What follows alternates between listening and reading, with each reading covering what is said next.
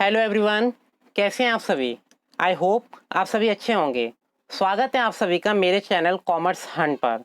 Student, आज के lecture में हम डिस्कस करने वाले हैं एक कॉमन टॉपिक के बारे में। ये टॉपिक मोस्ट इम्पोर्टेंट और लेटेस्ट टॉपिक है।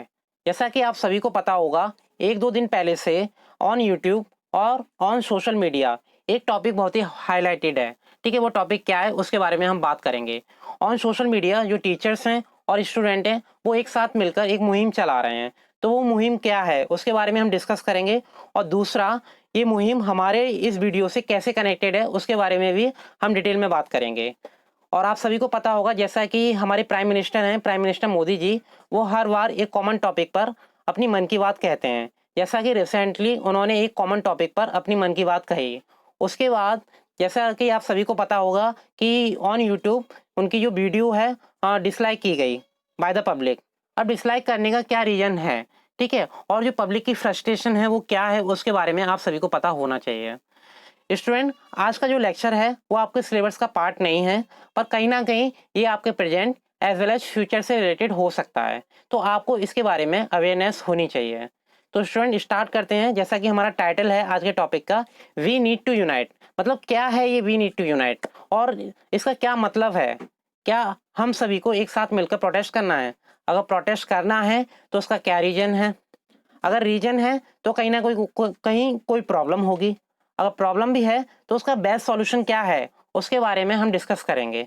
स्टूडेंट, इन शॉर्ट मैं आपको एक स्टोरी सुनाना चाहूँगा, और उस स्टोरी को सुनने के बाद आपको प्रॉब्लम का पता भी चल जाएगा और उसका बेस्ट सॉल्यूशन क्या हो सकता है उसके बारे में भी आइडिया लग जाएगा। तो स्टार्ट करते हैं।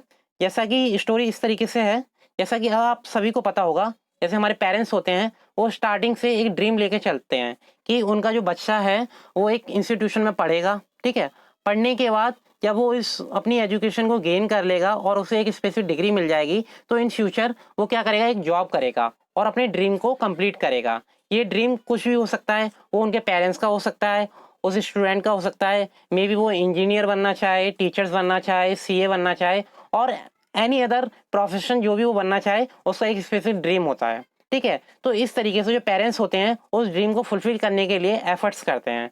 और स्टूडेंट क्या करता है, वो जो भी एजुकेशन है उसे कंप्लीट करता है और उसके बाद जॉब के लिए ट्राई करता है। ठीक है, अब जॉब के लिए ट्राई कैसे करता है इसके बारे में मैं आपको बताता हूँ। सबसे पहले वो वेट करता है एक नोटिफिकेशन आने का कि गवर्नमेंट के थ्रू, और जो भी स्पेसिफिक जो एजेंसी हैं वो नोटिफिकेशन निकालती हैं उनका वेट करता है कि ये नोटिफिकेशन कब आएगा। तो सबसे पहले मेन एफर्ट्स क्या है, उसे नोटिफिकेशन का वेट करना पड़ता है। मतलब कोई भी प्रेस्क्राइब फॉर्मेट नहीं है, कोई भी स्टैंडर्ड नहीं है कि टाइम पीरियड पर कोई नोटिफिकेशन आएगी या जॉब आएगी। ठीक है, अब मान लो कोई नोटिफिकेशन आ भी जाता है तो वो नोटिफिकेशन के अकॉर्डिंग जो स्टूडेंट है वो एप्लीकेशन फॉर्म को फिल आउट करता है।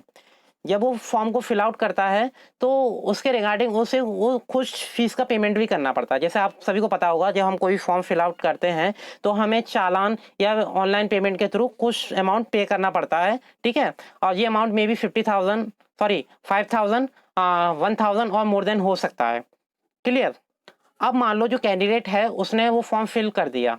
ठीक है, और फिल करने के बाद वो क्या करेगा, एक सेट स्टैंडर्ड करेगा और अपना प्लान मेंटेन करेगा कि स्टडी का क्या प्लान होना चाहिए। अब उस स्टडी के रिगार्डिंग वो एक दो साल तैयारी करता है डट के। ठीक है, कि वो एग्जाम जो भी होगा उसके लिए उसे तैयारी करनी है तो वो तैयारी करता है। अब क्या है कि जो एग्जाम कब होगा इसके रिगार्डिंग भी कोई इन्फॉर्मेशन अपडेटेड नहीं है। ठीक है, ये एग्जाम कभी भी हो सकता है। ठीक है, और मे बी लॉन्ग टाइम लेता है इन फ्यूचर, जैसा कि आप प्रेजेंट में देख रहे हैं। अब मान लो वो एग्जाम हो भी जाए तो स्टूडेंट क्या करता है कि वो एग्जाम देता है, और एग्जाम देने के बाद क्या होता है कि वो पेपर क्या है वो लीक हो गया, ऐसा सुनने में आता है ऑन सोशल मीडिया और न्यूज़पेपर। ठीक है, तो इससे क्या होता है, जो स्टूडेंट है वो कहीं ना कहीं डीमोटिवेट हो जाता है। उसे लगता है मैंने अपना 100% दिया है, ठीक है, और उस 100% देने के बावजूद ये पेपर लीक हो गया, तो कहीं ना कहीं उसके जो एफर्ट्स हैं वो क्या हुए, मतलब उस एफर्ट्स का कोई यूज़ नहीं हुआ। अब मान लो जब रिजल्ट आने से पहले क्या होता है कि आंसर की पब्लिश की जाती है। अब आंसर की में ही मिस्टेक देखने को मिलती हैं, जैसा आप सभी को पता है करंट में इस तरीके के बहुत सारे केसेस आ चुके हैं। ठीक है, तो आंसर की में मिस्टेक्स आना और क्वेश्चन पेपर में मिस्टेक आना, इसका मतलब क्या है कि सिस्टम में कुछ ना कुछ प्रॉब्लम्स हैं। ठीक है, अब ये प्रॉब्लम्स को कैसे रिजॉल्व करना है ये गवर्नमेंट पर डिपेंड करता है। अब क्या हुआ, अब रिजल्ट का वेट करना, जो रिजल्ट कब आएगा इसके बारे में कोई आइडिया नहीं है। क्लियर हो गया? तो स्टूडेंट ये प्रॉब्लम इस तरीके से है। तो कहीं ना कहीं जो प्रॉब्लम है वो कहीं ना कहीं रिलेटेड है अनएम्प्लॉयमेंट से, बेरोजगारी से रिलेटेड है। जैसा कि कुछ इश्यूज हैं जो मैं आपको बता दूं। जैसे अगर आप सभी को पता होगा, एसएससी के बारे में बताते हैं सबसे पहले कि इन 2017 एसएससी सीजीएल के लिए बच्चों ने क्या किया था, एग्जाम दिया था। उससे पहले नोटिफिकेशन आया था, उन्होंने फॉर्म फिल किया था और एग्जाम दिया था। ठीक है, उसका रिजल्ट आने वाला था पर वो रिजल्ट नहीं आया। और आज प्रेजेंटली उस रिजल्ट के रिगार्डिंग और उस जॉब के रिगार्डिंग क्या हो रहा है, सीबीआई जांच अभी तक चल रही है। मतलब कोई भी उसका आउटकम निकल के नहीं आया। इसके बाद इन 2018 एसएससी का एक और एग्जाम हुआ था जिसका रिजल्ट आज तक नहीं आया। अगर हम बात करें रेलवे की, तो रेलवे में आप सभी को पता होगा कि रेलवे में कुछ वैकेंसी आई थी आरआरबी और एनटीपीसी की। ठीक है, जैसा कि लोकसभा चुनाव आने से पहले क्या हुआ था, कुछ जॉब के वैकेंसी आई थी और नोटिफिकेशन भी आई थी। ठीक है, तो इसके रिगार्डिंग स्टूडेंट ने क्या किया था, जो भी वैकेंसी थी आई थिंक 90,000 समथिंग, तो कम से कम 2.5 करोड़ कैंडिडेट ने इस जॉब के लिए अप्लाई किया और हर कैंडिडेट ने कम से कम 500 रुपये इस फॉर्म के लिए पेमेंट किया। अब जब अगर आप एक्सपेक्ट कर सकते हो कि एक कैंडिडेट 500 रुपये पे कर रहा है एक फॉर्म के लिए, तो 2.5 करोड़ का अमाउंट कितना होगा, मे बी ये इन अरब होगा। ठीक है, तो कहीं ना कहीं आप देख रहे हो कहीं ना कहीं स्कैम सा हो रहा है कि कहीं ना कहीं एक फॉर्म आ रहा है जिसके लिए स्टूडेंट मतलब फॉर्म फिल कर रहा है, फीस पेमेंट किया जा रहा है और उसके बाद कोई सुनवाई नहीं है। क्लियर? अगर हम बात करें टीचर वैकेंसी के बारे में, क्योंकि ये भी एक मोस्ट हाईलाइटेड न्यूज़ है और कहीं ना कहीं हम कह सकते हैं इश्यूज है आज के टाइम पर, जो कि टीचर से रिलेटेड है और ऐसे कैंडिडेट से रिलेटेड है जो टीचिंग लाइन में कैरियर अपना स्टैब्लिश करना चाह रहे हैं। जैसा कि आप सभी को पता होगा, टीचिंग लाइन में कैरियर एस्टेब्लिश करने के लिए सबसे पहले आपको यहाँ पे बीएड करना होता है या बीटीसी करना होता है। ठीक है, अगर आप हायर एजुकेशन में अपनी मतलब क्या कहते हैं ड्रीम को कंप्लीट करना चाहते हैं, अगर आप असिस्टेंट प्रोफेसर बनना चाहते हैं तो आपको पीएचडी कंप्लीट करना होता है और नेट एग्जाम को क्वालिफाई करना होता है। बीएड करने के बाद स्टूडेंट को क्या करना पड़ता है, टेट एग्जाम निकालना पड़ता है। ठीक है, टेट एग्जाम देने के बाद उसे सीटेट भी देना पड़ रहा है। ठीक है, अगर मान लो वो अदर स्टेट में ट्राई करे तो उसे उस स्टेट का जो भी टेट एग्जाम है उसे भी पास आउट करना पड़ेगा। इस तरीके से कंडीशन है। इसके बाद क्या है, एक कॉमन टर्म चला है सुपर टेट। ठीक है, और लास्ट 1-2 ईयर से ये एप्लीकेबल हुआ है। तो टेट पास करने के बाद कैंडिडेट को क्या करना पड़ता है, super TET exam pass out करना होता है। तो बेसिकली क्या हुआ है कि आप सभी को पता होगा जैसा कि 68,500 की जो वैकेंसी आई थी उसमें भी बहुत सारा वेरिएशन देखने को मिला था। और उसके बाद जो वैकेंसी आई थी 2018 में 69,000 वैकेंसी। ठीक है, 69,000 शिक्षक भर्ती के बारे में जो नोटिफिकेशन आया था उसके रिगार्डिंग उससे पहले क्या हुआ था, टेट एग्जाम हुआ था। स्टूडेंट ने टेट एग्जाम के लिए अप्लाई किया और जो एग्जाम हुआ, एग्जाम भी दिया, पर पता चला कि उस एग्जाम में और क्वेश्चन पेपर में बहुत सारी मिस्टेक्स हैं। ठीक है, क्वेश्चंस में ही प्रॉब्लम है। अब उसके बाद क्या हुआ, चलो वो भी प्रॉब्लम को अगर हम रिजॉल्व करें, ठीक है, तो उसके बाद क्या हुआ, आंसर की आती है। आंसर की में प्रॉब्लम है, उसे रिवाइज किया जाता है, फिर उसमें भी प्रॉब्लम है कहीं ना कहीं। अब उसके बाद क्या हुआ कि रिजल्ट ही नहीं आया, कि स्टूडेंट वेट कर रहे हैं रिजल्ट कब आएगा। पर रिसेंटली कुछ टाइम पहले, ठीक है, कोरोना से कुछ टाइम पहले रिजल्ट भी अनाउंस हो गया। कैंडिडेट्स, ऐसे कैंडिडेट जिनका नाम उस लिस्ट में है वो भी अनाउंस कर दिया गया, उन्हें डिस्ट्रिक्ट अलॉट कर दिए कि किस डिस्ट्रिक्ट में उन्हें पोस्टिंग देनी है। ठीक है, पर आज तक उन्हें अपॉइंटमेंट लेटर नहीं मिला। मतलब अपॉइंटमेंट लेटर नहीं मिला सब कुछ क्लियर होने के बावजूद। जैसा कि आप सभी को पता है, अगर हम बात करें यूपीएससी के बारे में, ठीक है, एक जानी मानी और एक वैल्यूएबल संस्था है जो क्या कराती है, यूपीएससी एग्जाम्स कराती है, जिसका सारा वर्क है एक स्टैंडर्ड फॉर्मेट से चलता है। एग्जाम भी टाइम से होता है, फॉर्म भी टाइम से मतलब आते हैं, नोटिफिकेशन भी टाइम से आते हैं और रिजल्ट भी टाइम से अनाउंस होता है। उसके बाद क्या है, जो भी पोस्टिंग देनी होती है वो भी टाइम से दी जाती है। तो इस तरीके से कोई वेरिएशन यूपीएससी में देखने को नहीं मिलता। अगर आपको पता होगा, क्या एसएससी, रेलवे और टीचिंग लाइन में इस तरीके से स्टाफ को अपॉइंटमेंट नहीं किया जा सकता? या जो भी स्पेशलाइज्ड और स्किल्ड और एक्सपर्टाइज पर्सन हैं इन यूपीएससी, इस तरीके से कोई एक बॉडी फ्रेम नहीं की जा सकती जो इस प्रॉब्लम को रिजॉल्व करने में हेल्प कर सके? क्लियर? अगर हम बात करें, जैसा कि आप सभी को पता होगा, आज के टाइम में सबसे बड़ा रोल प्ले करती है सोशल मीडिया किसी न्यूज़ को हाईलाइट करने में।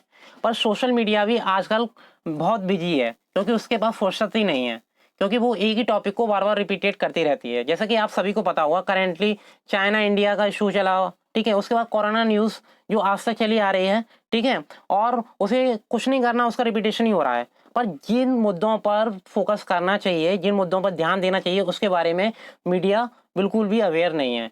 और ये मुद्दा क्या है? बेरोजगारी, अनएम्प्लॉयमेंट, ठीक है। तो मोस्टली जो हमारी कैंडिडेट हैं यूथ है, ठीक है, और उनका एक ड्रीम है कि इन फ्यूचर हमें गवर्नमेंट जॉब मिलेगी या बेटर जॉब मिलेगी, तो इसके बारे में मीडिया कोई बात नहीं करती।